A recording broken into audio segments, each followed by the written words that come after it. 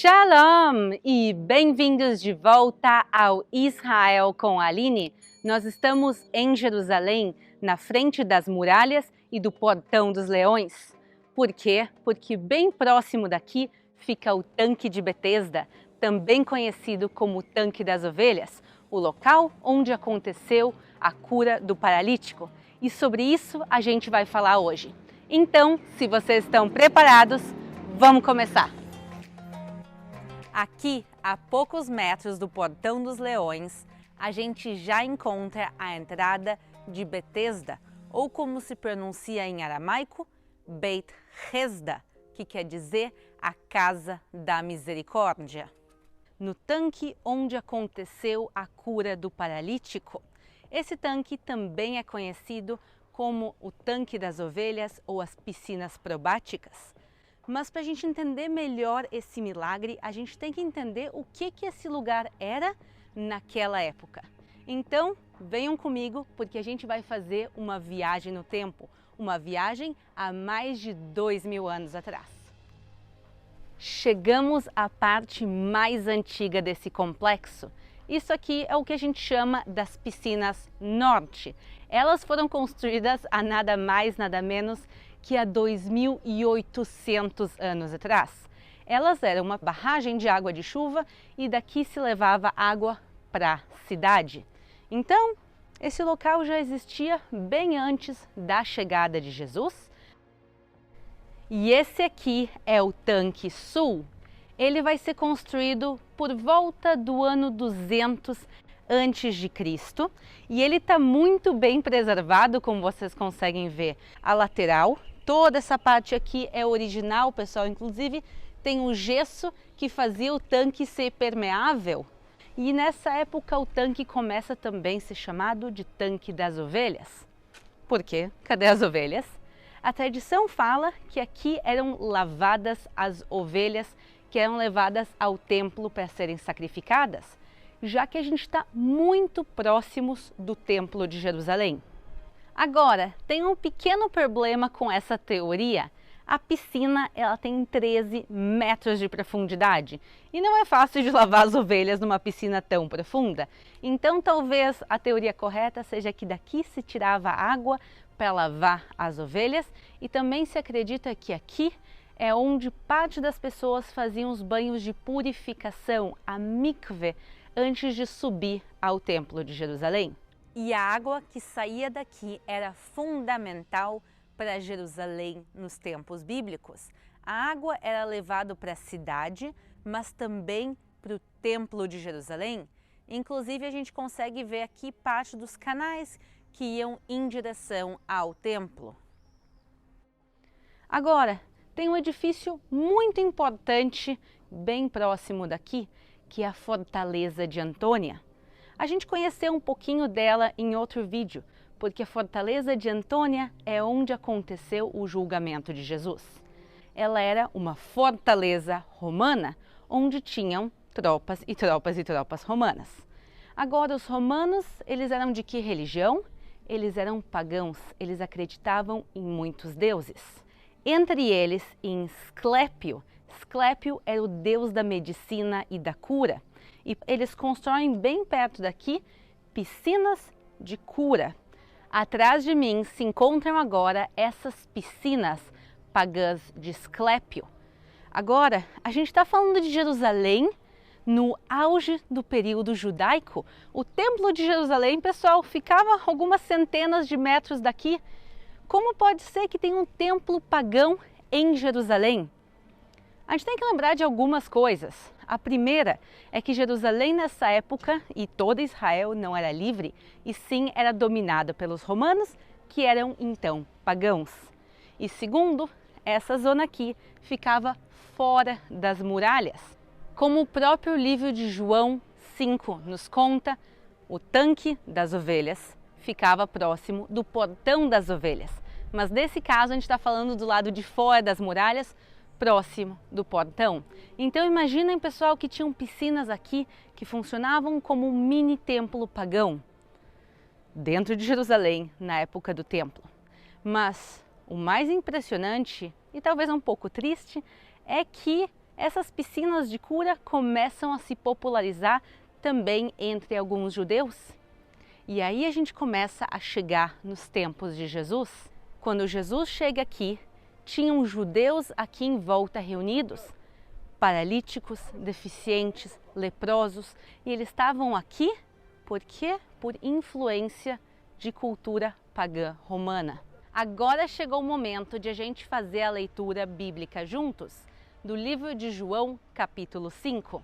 Depois disto, havia uma festa entre os judeus, e Jesus subiu a Jerusalém. Ora, em Jerusalém há, próximo ao portão das ovelhas, um tanque, chamado em hebreu Betesda, o qual tem 5 pórticos. Nestes jazia grande multidão de enfermos, cegos, mancos e ressecados, esperando o movimento da água. Porquanto um anjo descia em certo tempo ao tanque e agitava a água, e o primeiro que ali descia, depois do movimento da água, sarava de qualquer enfermidade que estivesse.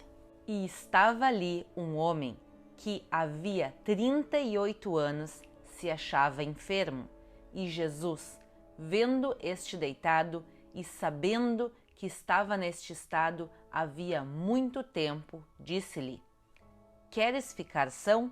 Respondeu-lhe o enfermo: Senhor, não tenho ninguém que, ao ser agitada a água, me ponha no tanque. Assim, enquanto eu vou, outro desce antes de mim. Disse-lhe Jesus: Levanta-te, toma o leito e anda. E imediatamente o homem ficou são e tomou o seu leito e começou a andar. Então a gente entende que esse paralítico estava aqui parado, esperando o quê? Esperando a cura pelas águas. Uma tradição outra vez influenciada pelo paganismo romano.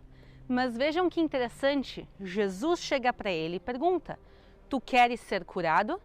E o que ele vai responder? Em vez de responder sim, claro, ele vai responder: eu não tenho ninguém que me ponha na água. Ele está claramente associando a cura à água. E por isso, quando Jesus cura ele, Jesus está não só curando ele, mas dando uma lição para todo mundo que estava aqui, que a cura não vem pelas águas. E por isso, quando Jesus cura esse homem, ele vai e diz: levanta-te, toma o teu leito e anda. E não coloca ele dentro da água. E isso é uma mensagem muito clara a todos que estavam aqui, que a cura não vem pelas águas, e sim que a cura somente vem de Deus. E uma das minhas partes favoritas aqui de Betesda é essa que a gente vai descer agora. A gente está na zona do Tanque Norte e vejam que legal, cisterna romana, quer dizer, a gente vai descer agora por uma cisterna original dos tempos romanos e ela está cheia de água até os dias de hoje. Pessoal, imagine um sistema de água de 2000 anos funcionando, é realmente incrível. Então, vamos lá, vamos para a nossa aventura. Uma cisterna é um reservatório de água. Como a gente viu, esse reservatório é do período romano e foi adaptado em períodos posteriores, já que a gente sabe que nos tempos de Jesus, essa zona eram piscinas a céu aberto e como a gente consegue ver, essa aqui ela é fechada. E ela inclusive tem um ar um pouco misterioso, ela é bem escura como vocês conseguem ver, mas a gente consegue ver no fundo dela água. Já que agora em Israel é verão, o nível da água está bem baixo, mas durante o inverno, que é época de chuvas, o nível sobe bastante. Então o reservatório ele continua funcionando até os dias de hoje, apesar de hoje em dia não se usar mais essa água para a cidade e nem para o templo, já que o templo também não existe mais, mas é interessante ver o reservatório funcionando. O que vai ser feito nesse lugar, então, depois dos tempos de Jesus? Vocês acham que o pessoal aprendeu a lição? Não todo mundo. Aqui vai ser construído um templo para Asclépio. o deus da medicina outra vez. Então aquelas pequenas piscinas de cura pagã vão se transformar num templo ainda maior. Talvez justamente por causa da influência da cura que Jesus fez aqui, a importância da cura pelas águas ficou ainda maior. A gente pode ver ironia nisso.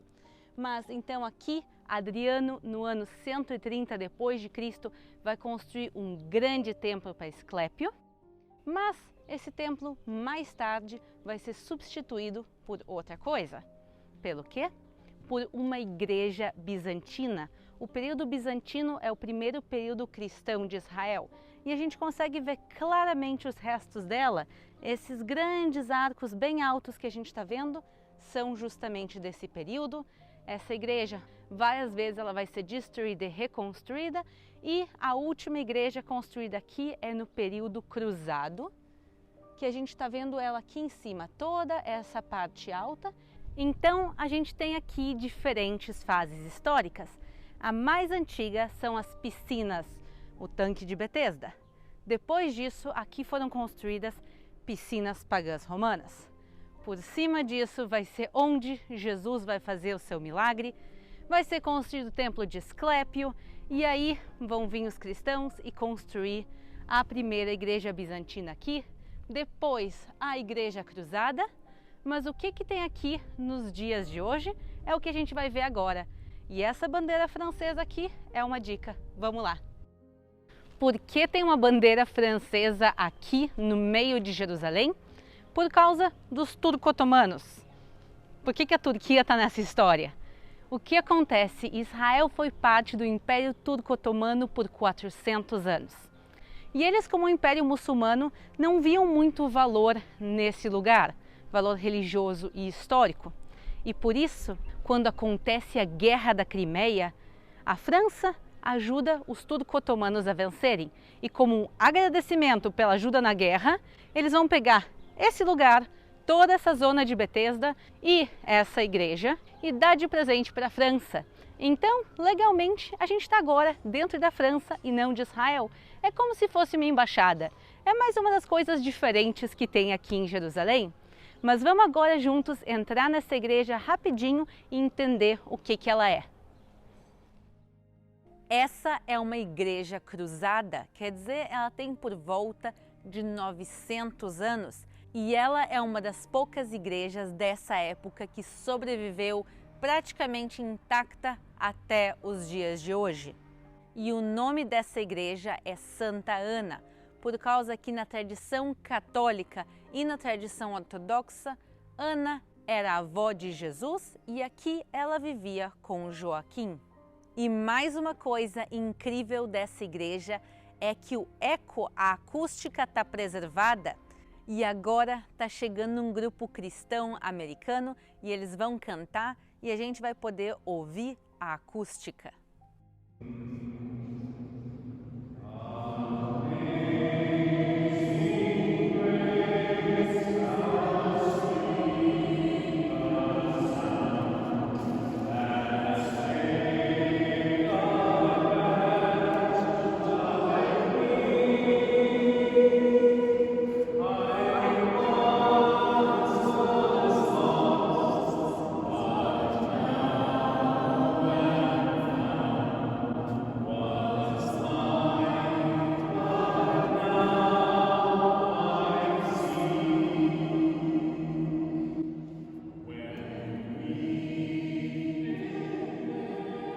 E aqui do lado do tanque de Betesda, eu quero me despedir de vocês, mas antes lembrar vocês de se inscreverem aqui no canal e de deixarem aquele like.